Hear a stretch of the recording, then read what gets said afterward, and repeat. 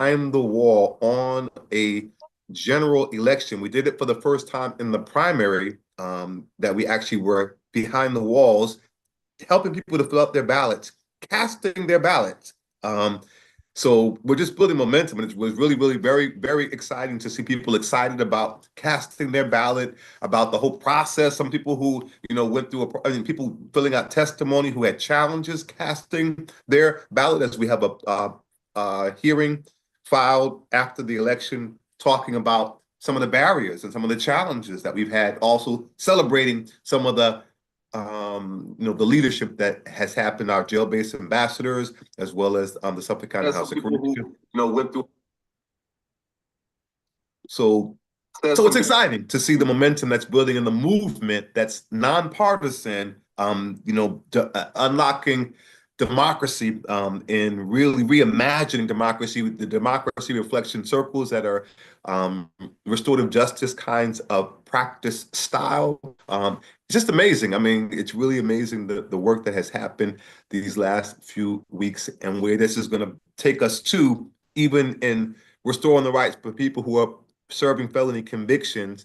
That piece of legislation was written by some brothers at the African American Coalition Committee. We're the third state in the country to move it this far. And so a lot of momentum around people who wanted to vote, who couldn't vote because they're presently serving felony convictions, and or people who had challenges, and people whom the success story. So tonight, in fact, at 8 o'clock tonight, there are people literally who are still at the Nashville County Jail getting the last round of people because 8 o'clock, the drop box in the lobby, obviously they'll pick up the ballots from both Nashville County Jail, the Suffolk County House of Correction. Okay, so those are the two places where you've been focusing in the two jails. That's where everything that your work has been progressing.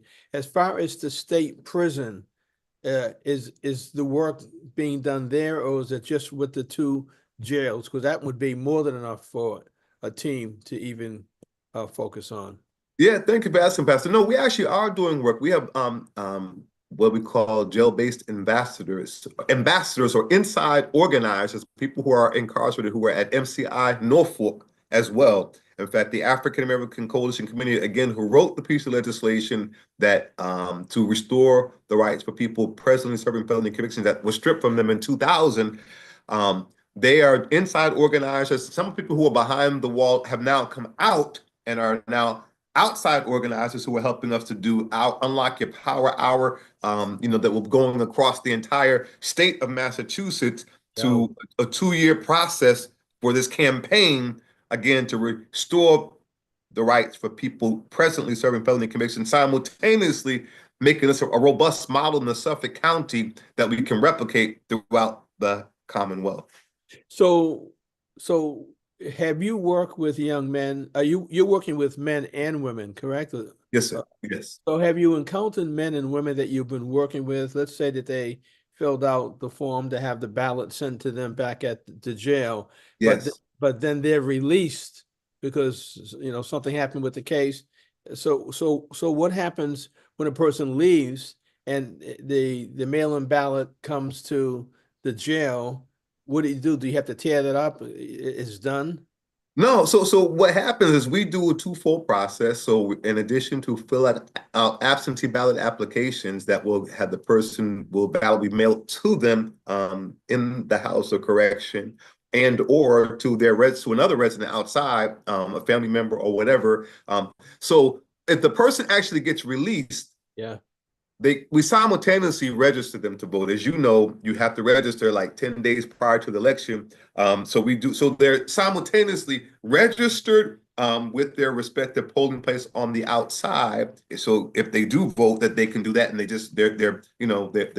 their ballot that is sent to the House of Correction, I imagine they just discard. I mean, quite candidly, I'm not really sure what they do with it, but I know that ultimately the person will register so they can go to the respective polling place if they happen to be released before the election actually happens. The other thing that happened, quite candidly, there are people whom actually have registered pre-trial, but by the time their ballot came, they were convicted and sentenced. Oh, And so in those instances, that person cannot cast a ballot. So we've actually had two occasions where we actually had to pull ballots and they had to write a letter to be able, because what will happen if a person actually um, cast a ballot while they're present serving a felony conviction, they will incur another felony conviction. so you really have to document that happened, and because you've got to get that ballot back to the city, because you can't have that ballot sitting around. Somebody finds it and votes using that person's ballot. So that's critical.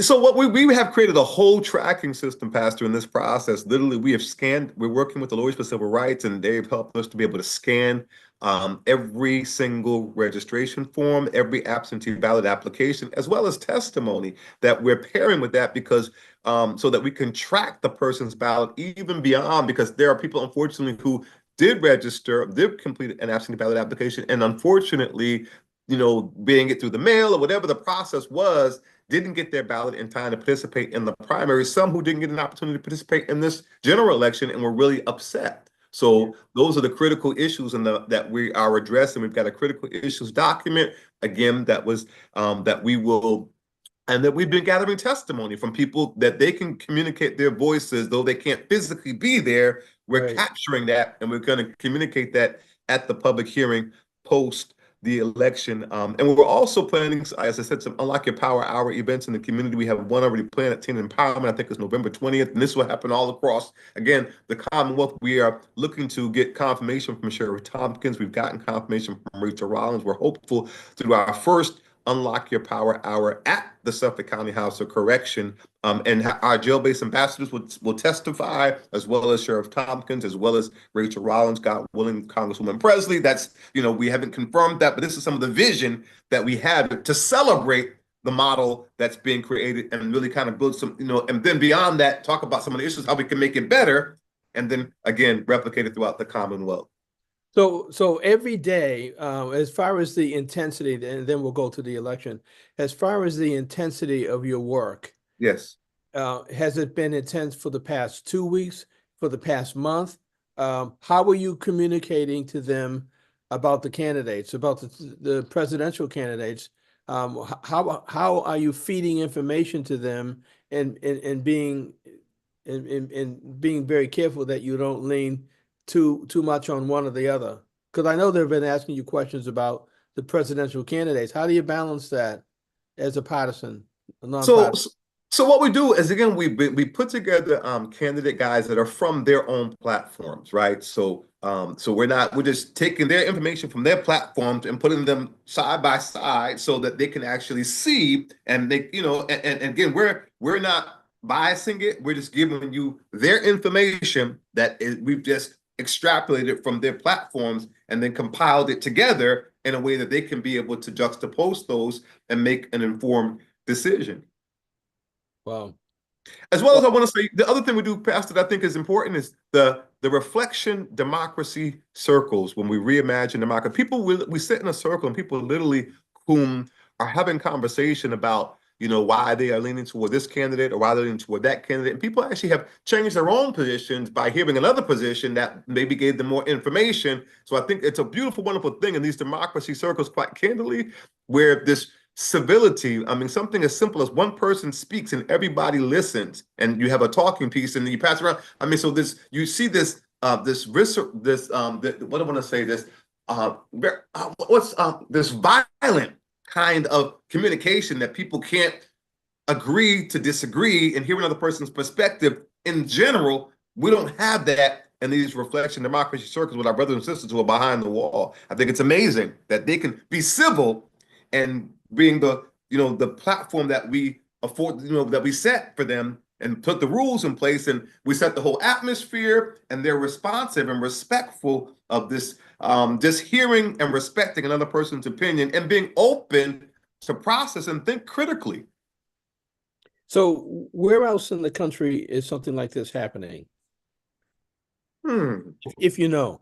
I mean, to be honest with you, so as it relates to what we are doing specifically, honestly, I don't think that is being done quite candidly across the country. I mean, the grant we received from Harvard with their this initiative to address their role of slavery, the legacy of slavery, where this is a really innovative project, empowering descendant communities to unlock democracy. This 2-year campaign. So I don't know that this is really happening any place quite like we are doing it with jail-based ambassadors, with the reflection circles, with this, statewide initiative to actually do a constitutional amendment to restore the rights for people serving felony convictions simultaneously while building the infrastructure and doing the education and compensating people behind the wall.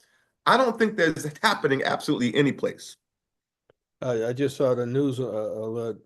Liz Warren just won her Senate seat back. And so Yeah. not able to, we need a additional person here who will just sit in the corner and just give us the notes, because I can't watch this. Right. I'm talking and you're talking and try to give you the updates. The We'll most get recent there. update that I have right now regarding the electoral votes, again, a candidate is going to win at least 270 electoral votes to win the election. And so Vice President Harris has won Vermont.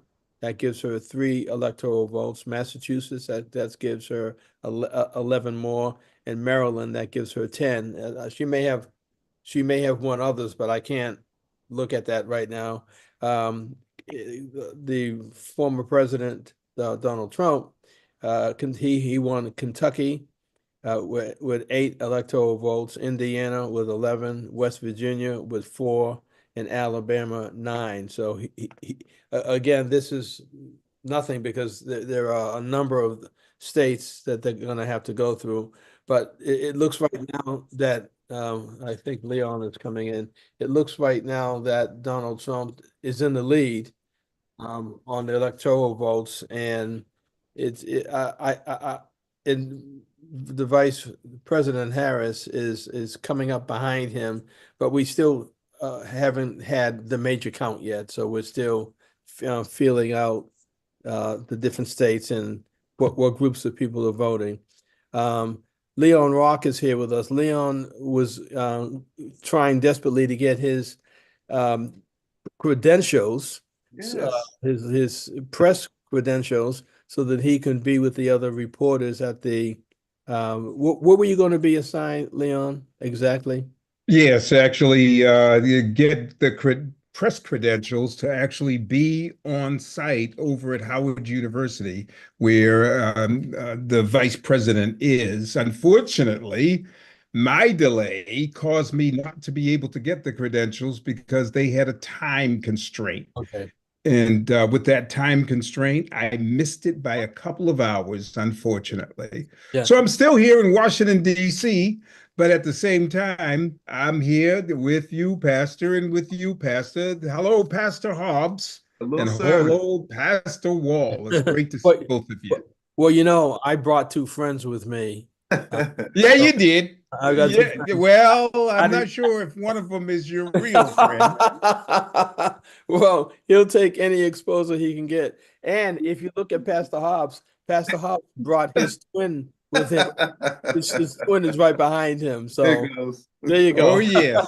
Yes, he is. Yes, So he have is. you heard any of the updates regarding the election and your attempt to try to get on with us tonight? Yes, actually, I'm looking at North Carolina. North Carolina seems to be pretty interesting. West Virginia already went red as we expected it to do. There's a number of other states that kind of typically went red, as we would expect them to. But there is in North Carolina as well, which is pretty interesting. The black guy that was running actually on the coattails of the former president. I'm going to call him the former president. I don't like using his name, but the former president, he lost. The black guy lost out of North Carolina. So that was a good thing. Well, we're all sitting here looking at these electoral votes and trying to figure out which ones are going to be significant for the vice president or the former president as it relates to if they pull North Carolina, that's one of the significant ones. And is it North Carolina and Pennsylvania? Then the race is over? Is that your understanding or yours, Pastor Hobbs, your understanding? I was trying to get Ron Bell is supposed to be joining us tonight. He can help us with this. And I was trying to track down Bill Wright to help us with some of this, because Bill is a dictionary, encyclopedia of all of this, and would help us. Leon, Pastor Hobbs was just updating us with the work that he's been doing in the jails to help the inmates get their ballots, get the applications for the ballots written out, ballots sent to them so that they can vote. And it's been intense, quite frankly. And so, Pastor Hobbs, the number of people that you served, do you have a number of ballots that you've been able, like 100, 200, 300, that you've been able to? Honestly, I couldn't give you a definitive number, because we have a whole team of people, right? And so we have to gather that information, right? Because we've been doing this over a period of time. And so unfortunately, I cannot give you a definitive number in terms of actual cast ballots. Right. But that will be available eventually. Yes, yes, absolutely. Oh, yes. So people were, I was asking questions and I was being asked questions about if Donald Trump wins the election, because he's already started the lies about the election, that there are problems with this election. It's part of his mantra and part of the way that he creates these. Reverend W.M. Daniel Walker. Okay, Pastor Dan Walker's calling me. Okay. So, I need you guys to talk a little bit while I talk to him. And That sounds good. On. And actually, Pastor, there are a couple of election results that are in now that have been called. Indiana has been called as for Trump, with 62%, well, 34% of the electric ballots counted, 62% for 62.8% for Trump versus 35.4 for Vice President Harris. The same thing in West Virginia, as I indicated, 63% for Trump versus 34% for Harris. In Missouri, they're calling it as well, 72% for Trump and 26% for Harris. And actually in Oklahoma, it is being called with 63% for Trump and 35% for Harris. Actually, there's a couple more. Alabama is being called for Trump. And by the way, these are this is the red. I was going to say these are red states. These are red states. Okay, so not surprising. Actually, as I indicated, all these are not surprising states. I know I'm still disappointed that people didn't, particularly women, didn't go and vote there for themselves, actually, versus voting for Trump. After all the toxic things that he said about women, it's still surprising, even in those states, that he was able to get such a commanding amount of votes, even though they are not all tallied right now. Tennessee is also being called for Trump. So he has kept that red wall consistent, unfortunately, with what was pretty much expected. So the story would have been very significant if Vice President Harris was able to win one of those red states, right? Correct. And that hasn't happened yet. Are there any new states for the vice president that you see on your tally? Because all I have is three at this time. Yeah, well, as you know, Massachusetts, and the percentage of voters, the numbers of votes isn't in totality, but Massachusetts has been called with 75% of the vote for vice president at this time versus 22% for actually, let me change. That number has changed. It's 81% in Massachusetts for the vice president versus 16% for Trump. And I used his name. New Jersey seems to be ready to be called as well, with 50% for Harris and 48% for Trump. Connecticut is being called as well. 58% at this point for Harris and 38% for Trump. And obviously, DC is going to be called irregardless. The numbers aren't in, but you know that DC is going to go for the vice president. So again, this is so tight. Being able to try to predict any of this thing, I can't do it. I don't have that experience to be able to do it. And even with their calling these numbers so soon after the polls have closed, because there are a lot of ballots that aren't going to be counted tonight, correct? Correct. A lot of the ballots that have come from overseas, a lot of those mail-in ballots, they're not going to be counted or finished by the time we reach 12 o'clock, like Pastor Hobbs and I did many years ago at the church. I went to sleep, he stayed up and carried it until Donald Trump actually won and shocked the world.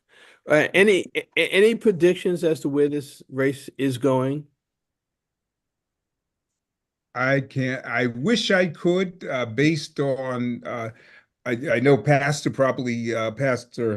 Hobbs probably has some thoughts, but for me, I can't tell. I mean, the data is showing that it is nip and tuck. I can't tell right now. I think it's a 51-49 for the vice president at this time, just based on the research and the polls, but the polls don't vote. It's people that vote. It's people that vote. And Pastor Hobbs, you're around a lot of these individuals that are working with you at the jails. Are they saying anything, or are they teetering with one or the other? We don't know yet. No, we really don't know. I mean, I'm hearing both, honestly.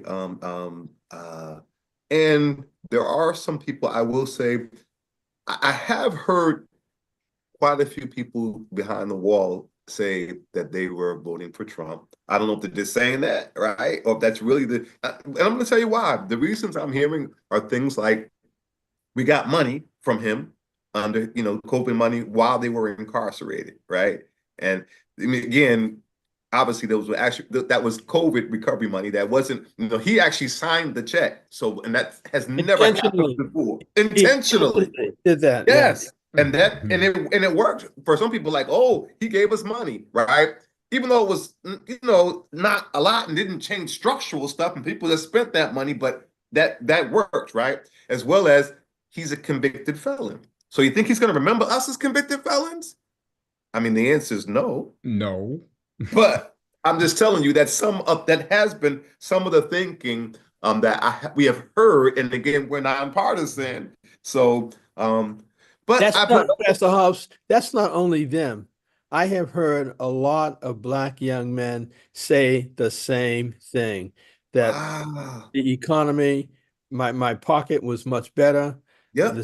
The check that came with his name attached to it, it's the same mantra. They're all saying the same thing, whether they're incarcerated or not.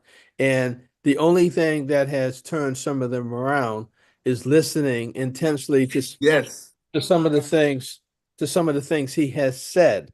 Yes. That has really hurt them or angered them. Guys, go ahead. I got to talk to this gentleman.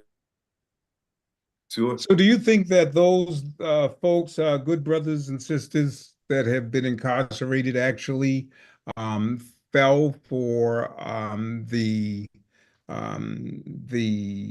propaganda in many ways that Trump was laying down on folks? Were they not thinking as broadly as they could have been?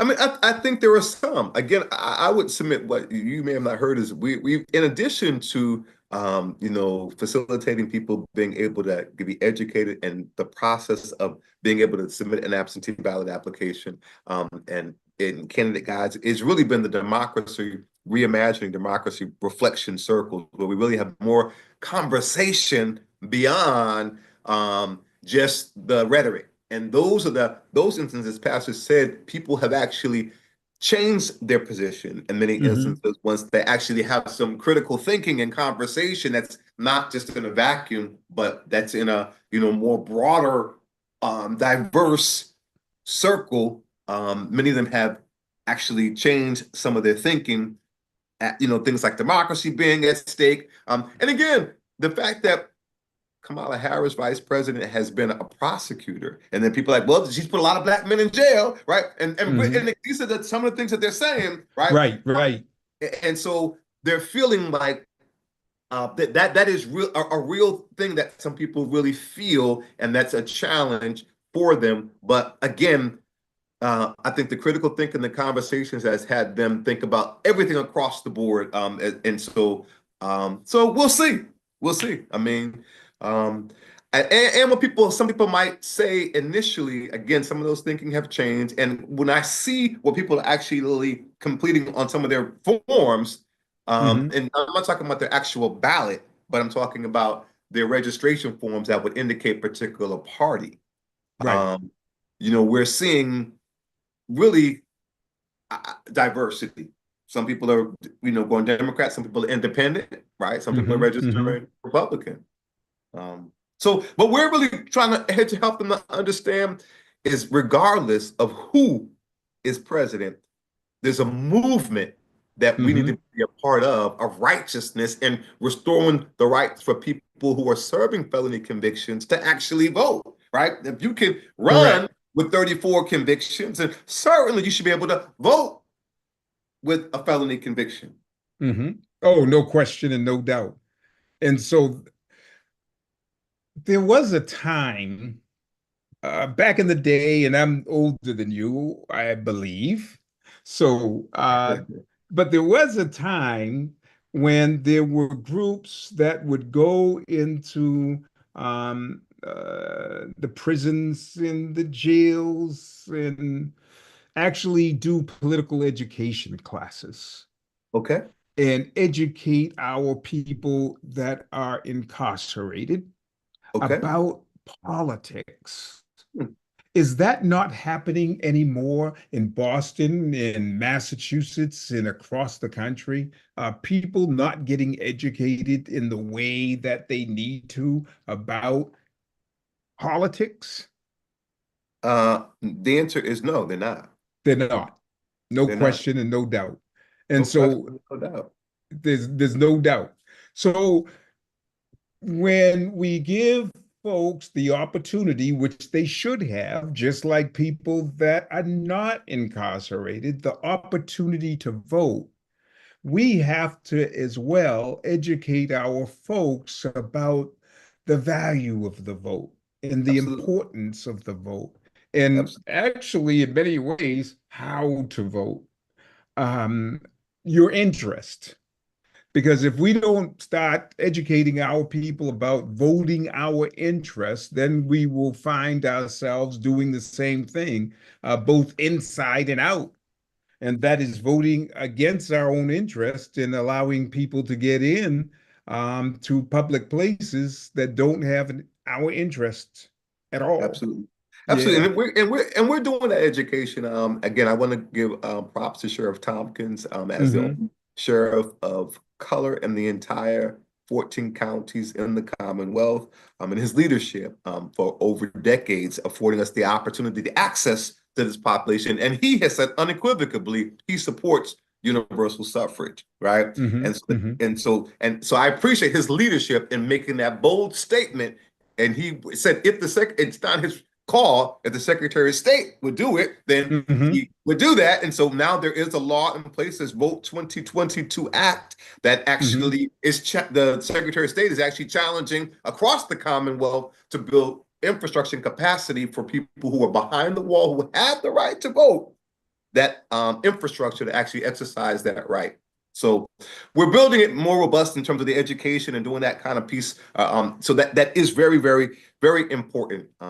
So we'll see, and hopefully we can get that throughout the Commonwealth, but also in our community and even across the country. So let's talk about the good, the bad, and the ugly of this race. And I apologize, Pastor. No, you're go leading ahead. this conversation. But I'm going to let you finish that. But after you finish it, we have Pastor Dan Walker with us. But also, I'd like to go to ABC News and get caught up on where they're at on ABC News. That will give us more information to talk about. So once you finish what you're saying, we introduce Pastor Walker, and then we'll go to ABC News. Oh, wow. Pastor Walker in himself would be able to answer those, the good, the bad, and the ugly of this campaign. He'll probably not agree with me on what was ugly. He'll probably think that it is not as ugly as I would make it out to be. So I'll just wait and have Pastor Walker come on in. Pastor Walker, can you hear us? I hear you fine. Can you hear me? Yes. Have you been updated on what's happening with this race as far as the electoral votes, who's winning what, and the status of the race? Right now, Donald Trump is in a slight lead, but there's nothing to be celebrated at this point in time concerning who did what. We really don't know anything, and I don't want to get caught up in the minutia of this state and that state. I will say this: I voted myself, my wife and myself both voted this morning about 7:22 in the morning. Okay. We weren't at the polls when they opened, but I had never seen as many minority people voting as I did in this. We voted in Medford, and I didn't know that were that many Black folk in Medford, but there was just a lot of voting this morning at the poll place. We didn't have to wait in too much of a line because they had enough. They had 3 or 4 people checking people in, but I just never seen such a turnout. So I'm encouraged that people at least have gotten the message that voting is important. The good, the bad, and the ugly. Well, let me see now, because of course, when you said that, I started playing the theme song from the movie in the back of my head. With Lee Van Cleef, he was the ugly. No, he was the bad. I forgot who played the good. The good was Clint Eastwood, and the ugly was a Spanish actor. Was it Sergio somebody, I think, was the ugly. But anyway, let's start with the ugly. The ugly is the fact that we refuse to give America clear, open, honest choices. It's always the lesser of two evils. And I think America deserves better as a nation, let alone as a country. We deserve better than having to pick from the lesser of two evils. Shouldn't we have an election where we have a clear cut picking the best from the best, as opposed not taking, we should not, as Americans, have to hold our nose and vote. It's always annoyed me that we're not given the best of the best to pick from. So that to me is the ugly. The bad is the divisiveness on both sides. I've spent a lot of time during the day listening on TikTok, listening to different forums and listening to the different people. The rhetoric on both sides, it was it was insane. It was clear who nobody wanted to hear anybody else. The same talking points. Uh, uh, Somebody needs to look up the term insurrection. Please, somebody, please look up the term insurrection. And then when it comes to who should be the president, it's not just, yes, the president has something to do with America, but we also have to have a president that is going to be respected throughout the world. And we need a president. If we need somebody who is, if you're going to be the first female president, why couldn't we have a Golda Meir? Why couldn't we have a Margaret Trudeau? Why couldn't we have Thatcher? Why do we have to have somebody that doesn't come up to that stature? Pastor Walker, are you Yes. are you saying that neither of the two candidates are respected around the world? Oh, no, that's not what I'm saying. I'm saying what are you saying? I'm saying that clearly one of the candidates is respected around the world. If not respected, at least feared, and the other one is a joke when it comes to how the world is viewing that particular candidate. And there's been some issues that never came out in this election cycle. First of all, the immediate throwing over of Joe Biden. Mm-hmm. Yeah, it was almost as if all of a sudden, from out of nowhere, this man is not fit to serve. Who knew? One debate, and they're done with it. And people had been saying this for a long time, but no, this was okay. And then all of a sudden, he's gone. And notice how he wasn't fit to serve, but he wasn't forced to resign. What was all that about? How is it that you can no longer run for office, but be allowed to stay as not just a lame duck, but a impaired duck? Well, and not be allowed, huh? Walker, I think that the Democratic Party knew that there was a problem with their candidate, and they were trying to figure out. My wife is calling. They were trying to figure out what to do and when to do it. That's where that came from. And you're saying that you feel that Donald Trump is respected in other countries. Did I lose him? Yeah, you did. Well, he had to walk away for a second, but I'm sure he's going to come back. He had to walk away to cool down for a second? Yeah, clearly, because some of the things that he mentioned, and I'm hoping to jump in as well. He talked about the ugliness and the fact that America has chosen the lesser of two evils. Well, from what I understand, a jury has made a decision, a jury of his, well, not necessarily peers, because if it was peers, it would be billionaires, but a jury in New York convicted him. And the jury convicted him, and a decision has been made, and he's a convicted felon.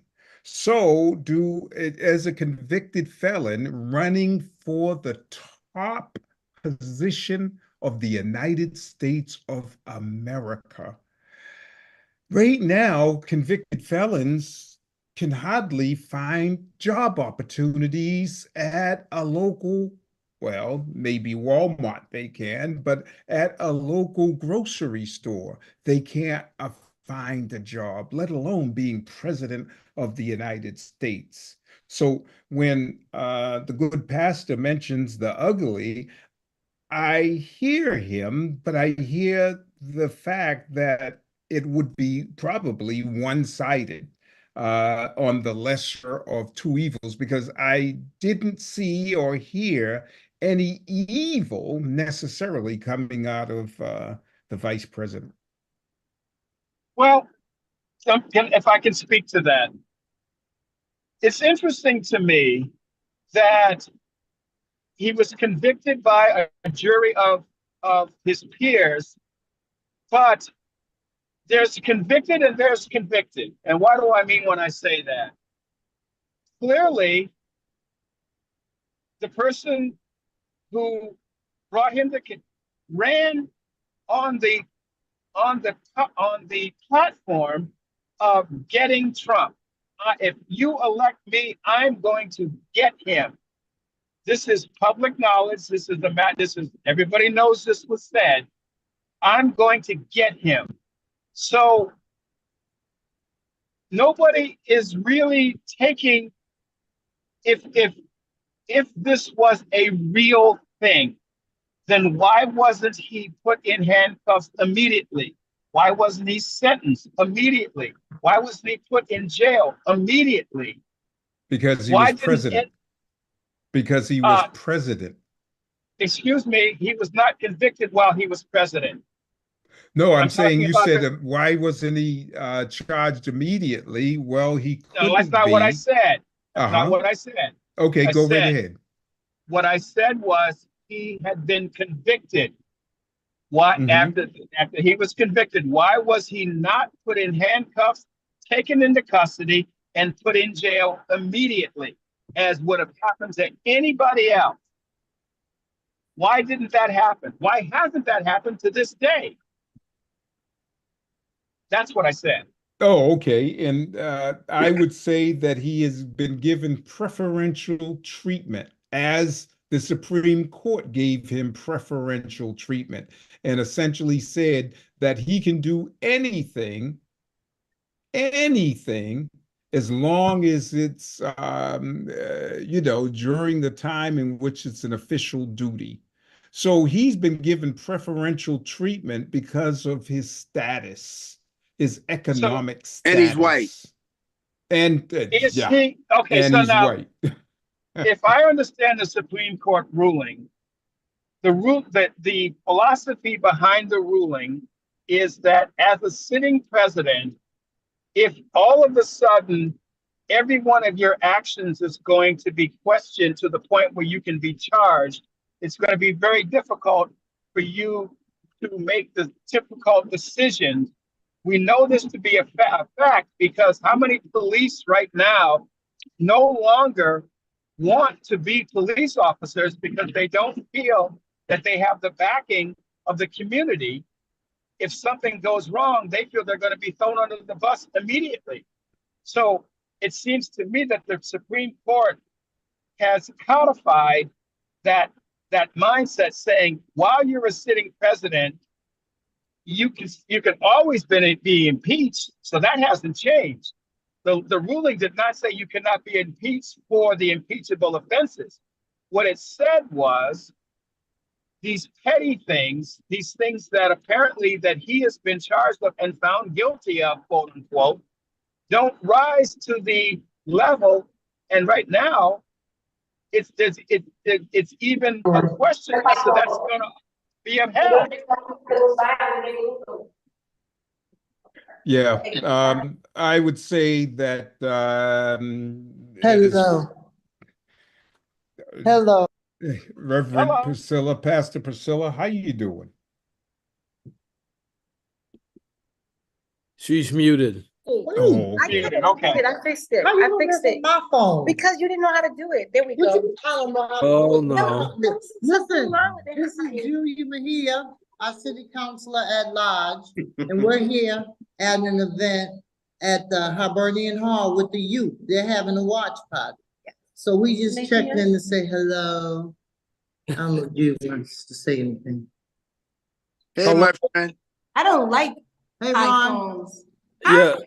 Say, Councilor Mejia, do you know that when you won the race by one vote, that was my vote? Did you know that?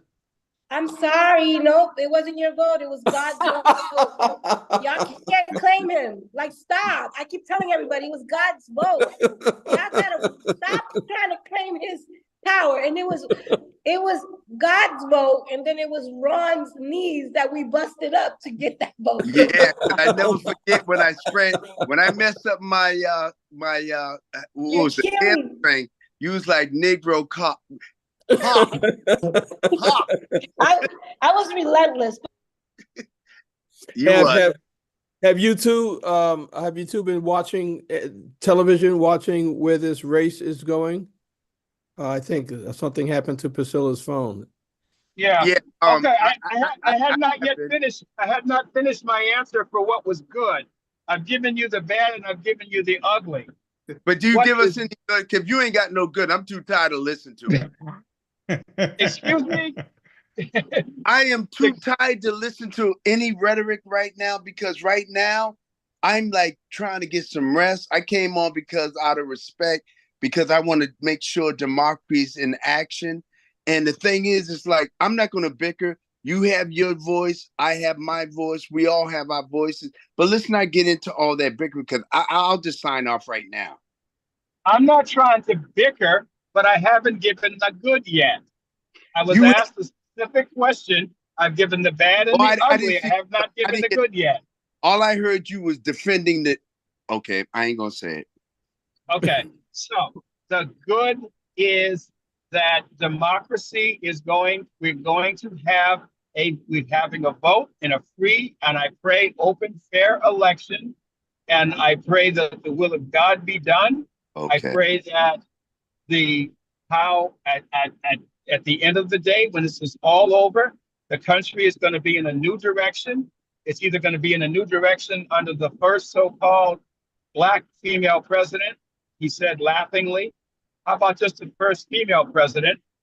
Or the country is going to be under the heading of a person who was essentially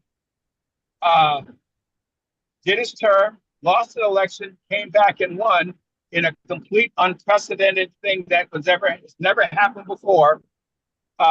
So we'll see. It's going to be the good is life is going to go on. America is going to be stronger, because can't no one president destroy this democracy.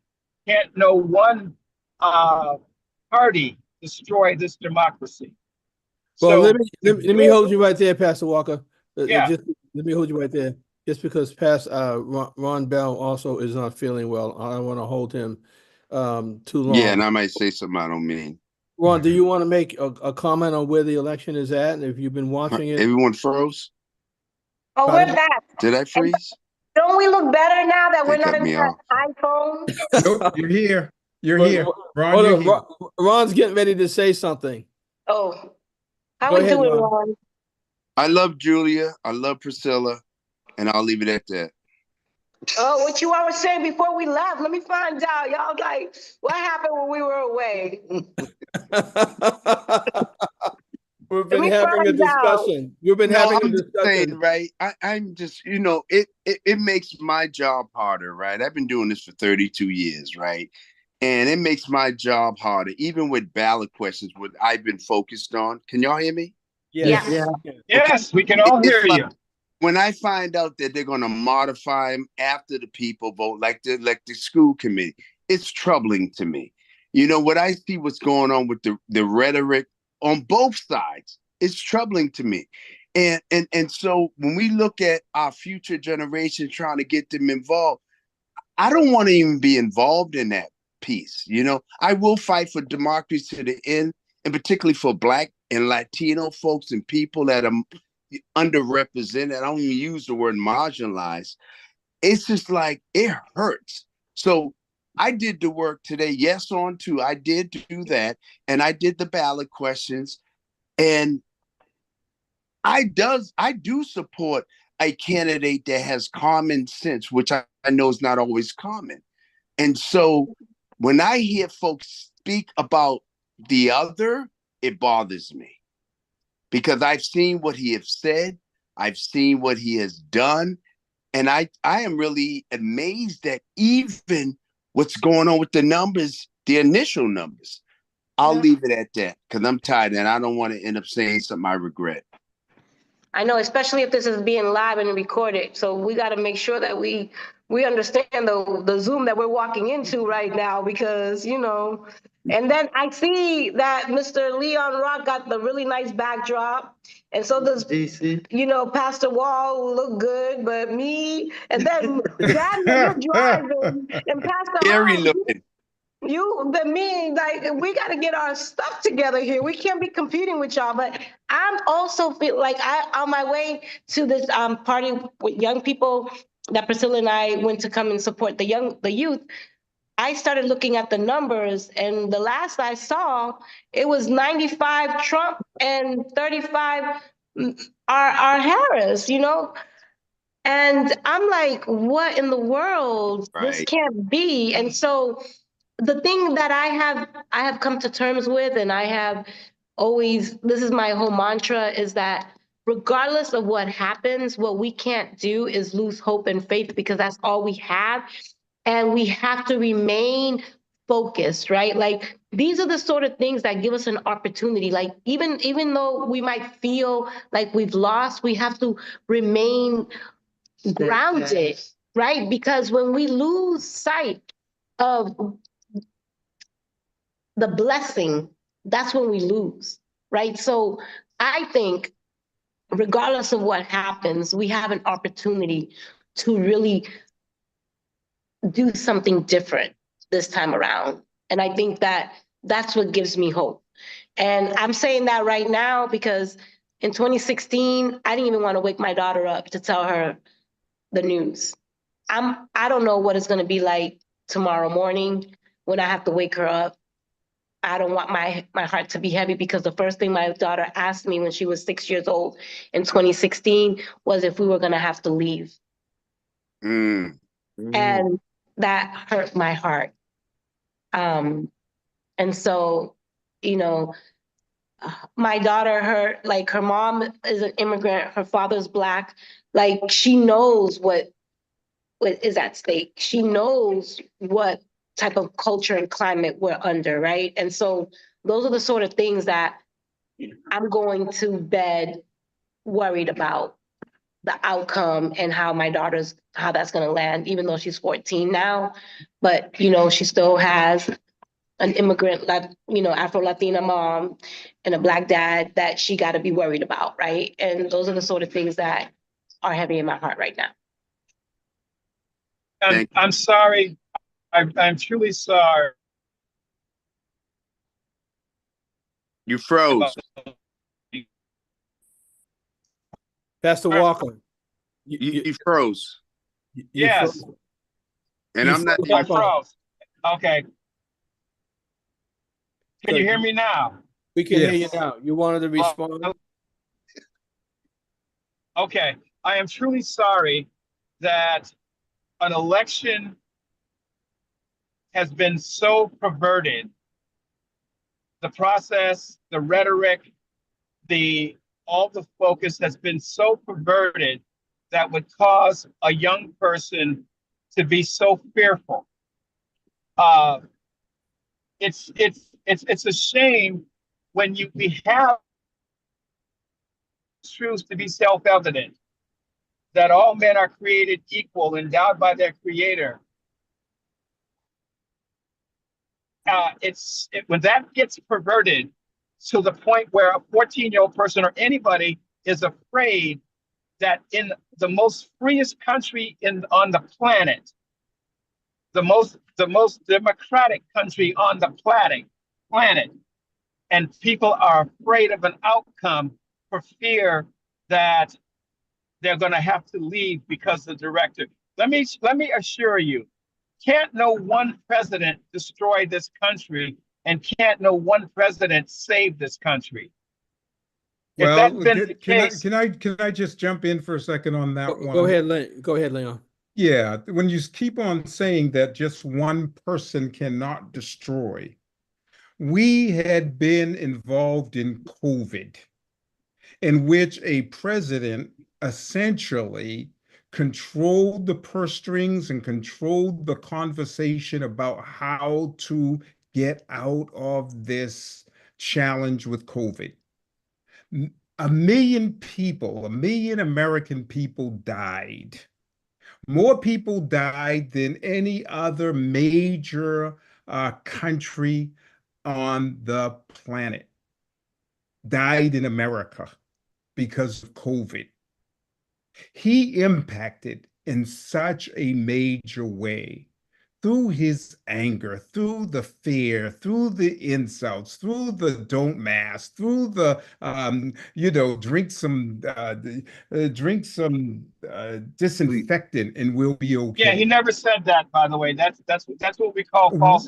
That's what we call But false information. He never said essentially, that. here's the deal: is that when he said it, it's not what is said; it is what is heard. When he said, would we be good? Would it be good? Can we investigate it? It's essentially saying, hey, guess what? Can we do this? Who says that as a president? What kind of sickness is that? So he has created this anger and fear, and this anger and fear and all the insults, both him and his compadre, the guy that he is running with. He's the one that created this madness, not the other side. Okay, so let me say this. Side. Let's be clear on it. Stop Okay, playing games with that. Brother Leon. Yes. Brother Leon, are you telling me that the 4 years that former President Trump was president, it was horrific. Worse? He was the worst president ever. The worst president ever. Thank you for saying that. Besides Andrew Jackson, him and Andrew Jackson, Trail of Tears. Okay. Yeah, both of them.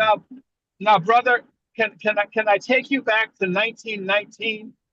Do you know who was president in 1919? Oh, Jesus. Hell no. We went okay. Well, let me see. You're right. Oh, Jesus. Hang on. Hold on. Everybody hold on. Excuse me. Everybody hold on. Yeah. There's no excuse me. Everybody hold on. I don't want us to turn this into a debate because people are going to turn it off because it's not giving them the information that they need. Correct. That they need. But I do need to say one thing. Let me say one thing concerning what he said. Oh, I don't want you to do that. Forget about what I said. Okay. Yeah, all right. Let's look. You know what? We're gonna remain grounded in the here and now. Here's what I'm gonna say real quick. Is that right now I just quickly looked at the news and we're now 95 to 120, right? Is that what he said? Yeah, but that ain't good. I know, but it's better than I was before. It was 20. She only had 25 and he had 90. Yeah, but I think we're closing in. We're close. I'm not good with numbers, but I feel like we're closing in, yo. Right? Like I feel good about this, right, guys? Like yeah, it's fine. Actually, the numbers are expected because we're reporting on the red states right now, essentially. Yeah. So it's 120 Trump and Vance and 71 for Harris and Walz. 71. 71. No, wait a minute. What numbers are you looking at? I'm looking at some other numbers. It's still early. It's still early. It's extremely early. Yeah, it's extremely early. And see, don't get too concerned. You want to go back in the history, Dan. Let's go back to why the Electoral College was even formed about the slavery piece. They didn't even think we could think. Matter of fact, we couldn't even vote.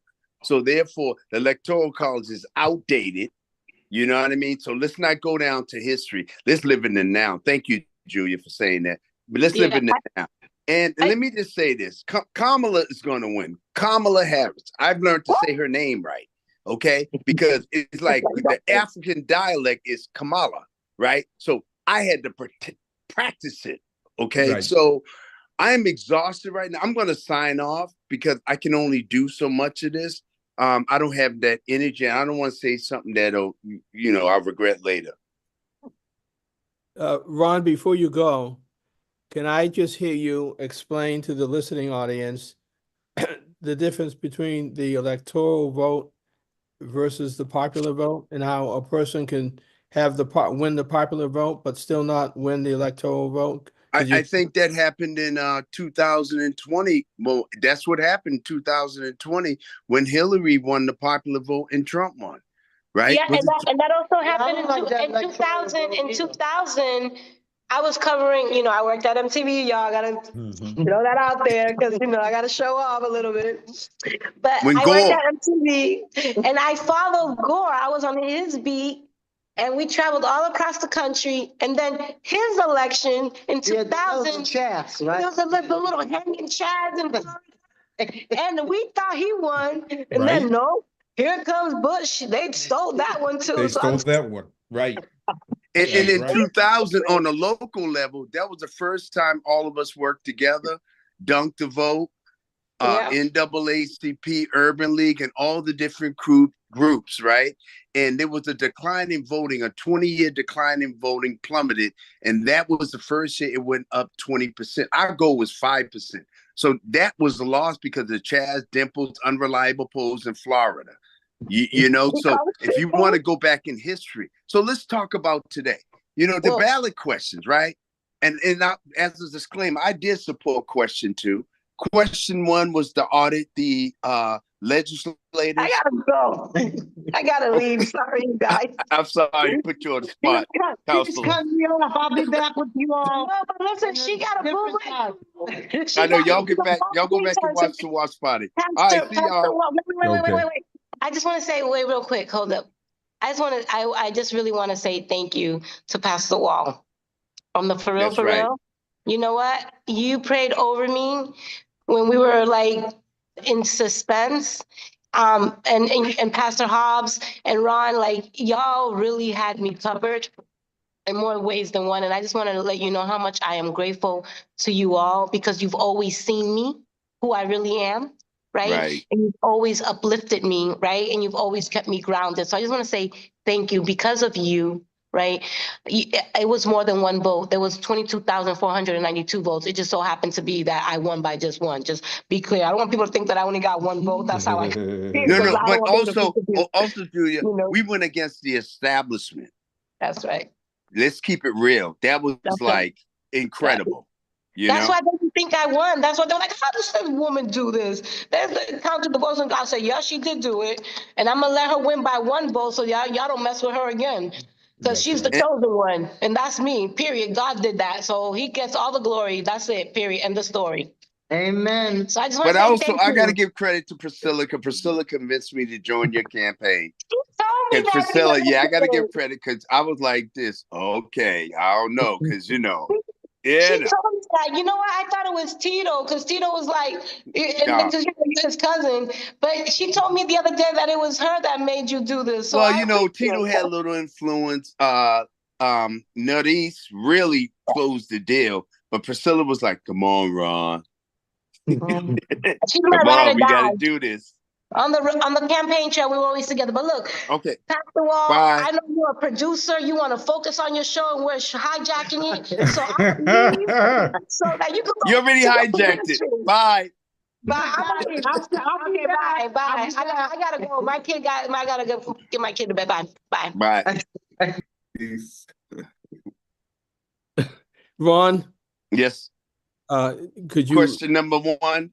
No. Could you explain the popular vote versus as I understand it, because I'm not an expert in it, the electoral vote is depending on the population. Right. And if you go back to slavery, votes were counted, the population was counted. They were getting electoral votes because of the population. So if you was a slave, you was also counted in that. But I'm not going to go deep like that. So like Pennsylvania has a whole bunch of electoral. I don't even know how many. I think they got a lot. They have 19 votes. 19. Massachusetts has 11. We have 11.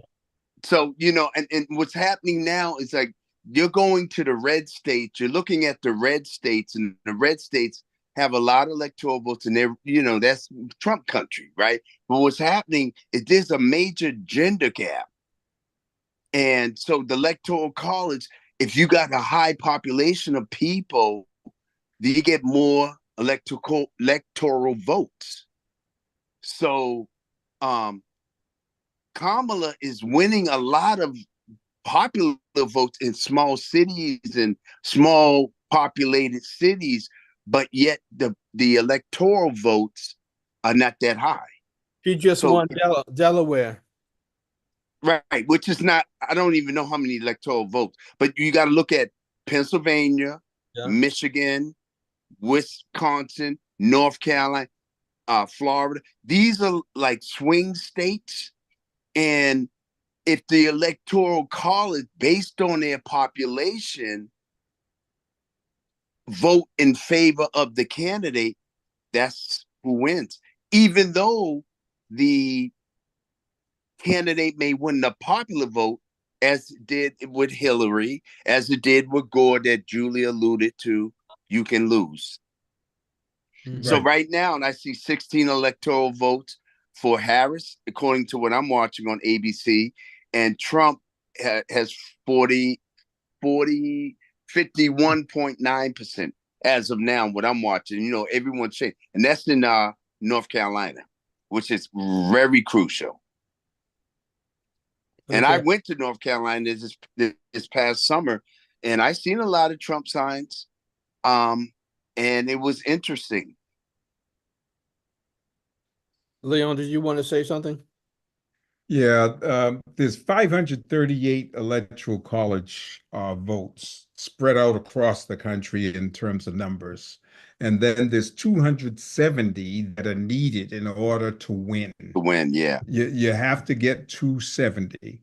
And so that's where the mock-up happens. That's where you have to count not just the votes at every precinct, at every, in every state, but actually the numbers. How many what state did I carry to get their electoral college votes?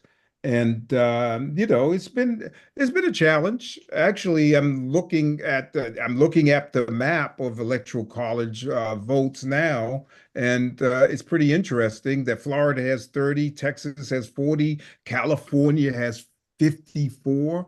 A majority of the southern states are in the teens.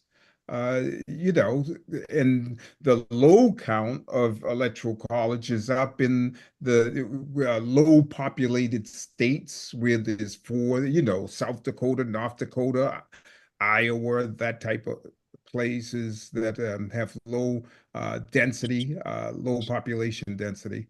But the bottom line is 270 is what folks have to get. And I wouldn't be as concerned right now in terms of the numbers because it's so early in the counting. The red states get counted first, essentially. Right. And right now, Trump is at 176 and Harris is at 112. But the bottom line is it's not done yet. The numbers aren't in yet. The important states aren't in yet because essentially he has gotten the red states and she has gotten the blue states. Which was expected. I'm sorry, say that again. It was expected that would happen. Yeah, it was expected that would happen. Kentucky, they got. South Carolina, they got. Alabama, they got. Mississippi, they got. North Dakota, they got. Tennessee, they got. Texas, I'm surprised at, actually. I was hoping that she could pull it off in Texas. I know we're supposed to be nonpartisan, but I'm not nonpartisan. I'm not. Louisiana, they got. Wyoming, they got. So these are not surprising places that they have received. So I wouldn't be too concerned. Florida, I was hopeful in Florida, but it appears that Trump, they called Florida for Trump. West Virginia, expected. Indiana, expected. So these are not non-expected states. The big ones that we're waiting for have not been called yet. Well, guys, what I wanted to do was to give each of us a chance to give a parting thought. I wanted to end this part of the broadcast in about 10 minutes, and then I'm going to come back on a little later on tonight when we're a little bit more deeper into this. So, Pastor Hobbs, final comment from you tonight, and then we'll go to Pastor Walker, Ron Bell, Leon, and myself, and my two friends. My final comment is, again, regardless of whom wins this presidency, the urgency for people of righteous mind to come together and really address these systems of oppression. So the work really continues regardless. So again, no matter what happens, your work will still go on in educating those who are incarcerated and helping them to become civic minded and be involved in this process. And your faith walk will allow you to walk with whomever ends up being the president of the United States, is what you're saying. Absolutely, absolutely. And I do want to say, as well as restoring the rights for people in Massachusetts who are serving felony convictions to actually vote. So that piece is that's the work that we've got to continue regardless. Pastor Walker, Yes, can we I get would.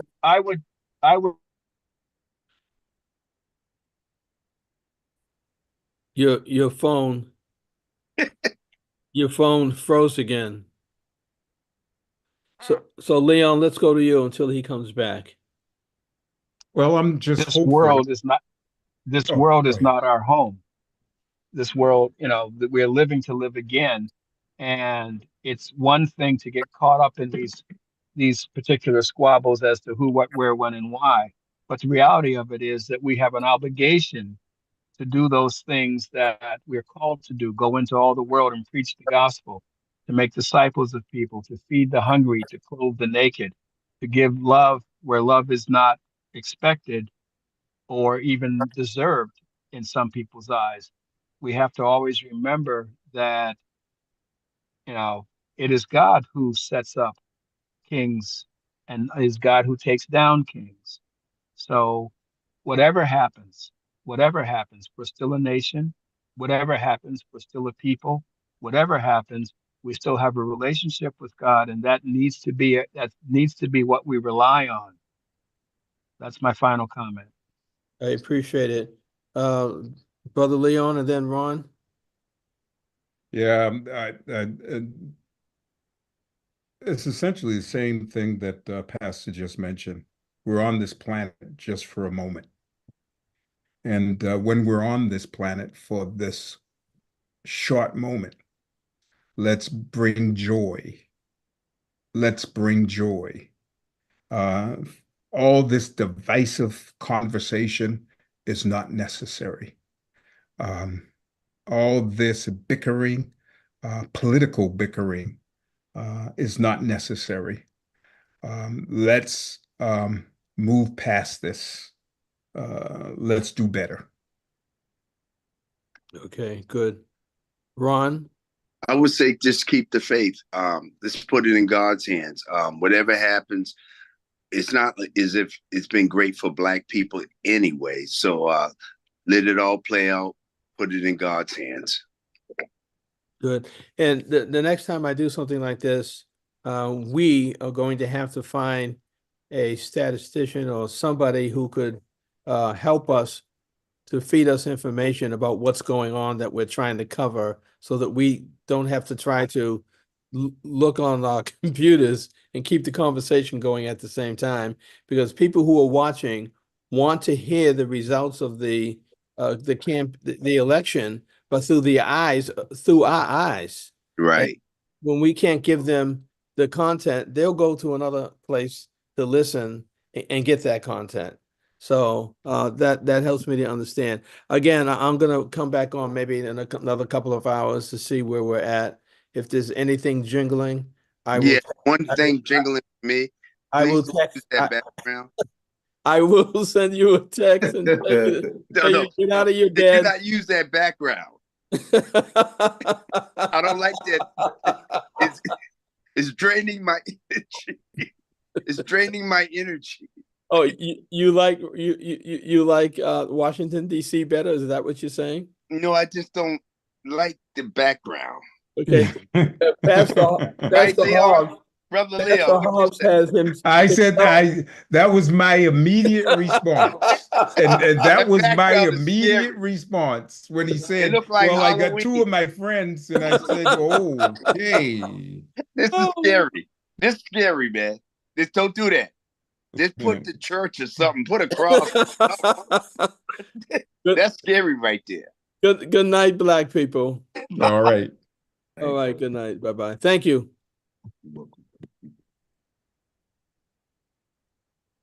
Oh, wait a minute.